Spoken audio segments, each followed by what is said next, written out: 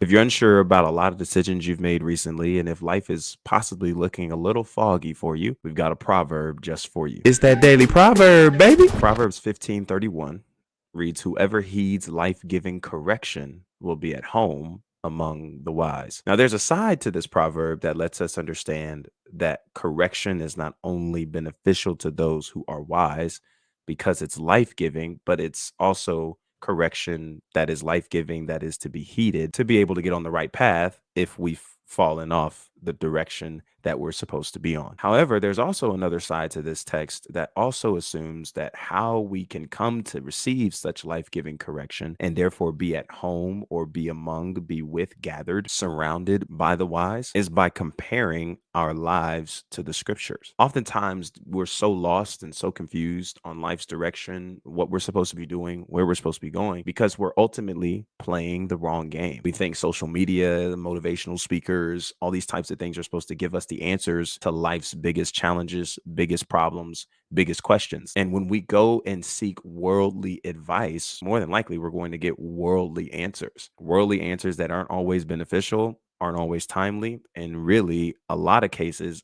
aren't answers that we ought to abide our lives in because they create horrific results. Whereas when we come to the scriptures, when we come to the text, when we compare our lives in the light of how scripture sees we ought to live, we are able to compare what scripture, what the text, what the Bible has to say about our lives and the direction that we should be moving. Our righteousness, our behavior, our attitude, our way of speech, our relationships, how we ought to reach one another, love one another, lead ourselves, our families, all these different things that we can come to the scriptures about regarding our daily lives and making it applicable. And when we find ourselves out of those margins, outside of those parameters, we are able to then correct ourselves by being able to see what the text says, examining our own lives, where we're out of alignment, and thereby being able to place ourselves back into alignment along with the scriptures. And as a result, we are thereby slow to course correct the lives of others, especially if we ourselves aren't where we're trying to direct others to be, causing ourselves to correct our own lives in certain areas before approaching others in the similar space. And the spaces where such life giving correction is able to be granted are in spaces like community,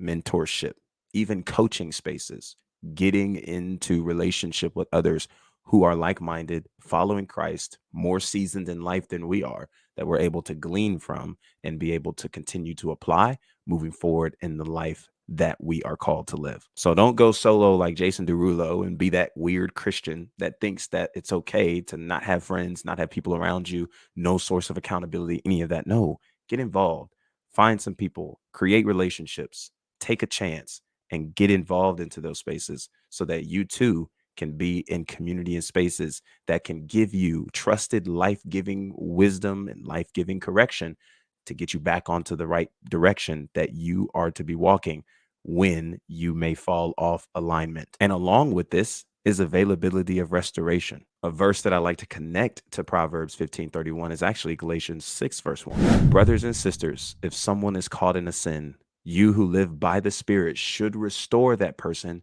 gently,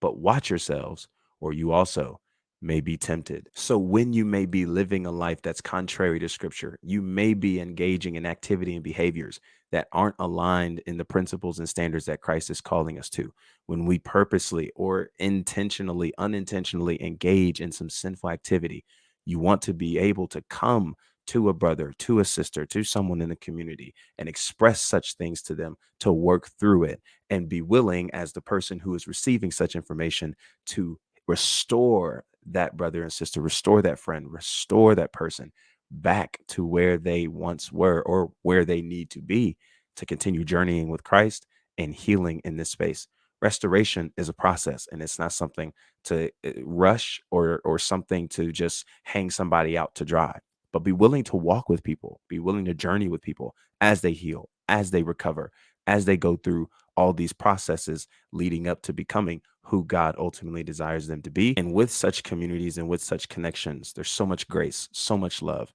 so much of the presence of Christ in these relationships that are just so enriching, that allows you to get on the right path and course correction for your life, to gain clarity on your purpose, your vision, where you're supposed to be going, what you're supposed to be putting your hands to, maximizing your life in the way that Christ sees fit, by being willing to hear the correction that's given to you by others, taking it into consideration, being able to get back on track, walking after the ways of God, living out your purpose, which is to love God, fear God, and love people, making disciples of all nations. I appreciate you guys so much for tuning into this proverb. If you guys like this kind of content, be sure to subscribe, like this video, and share this with somebody who you feel should hear a message like this. I appreciate you guys all so much. And until our next conversation, be easy and be breezy, my friend. Hey,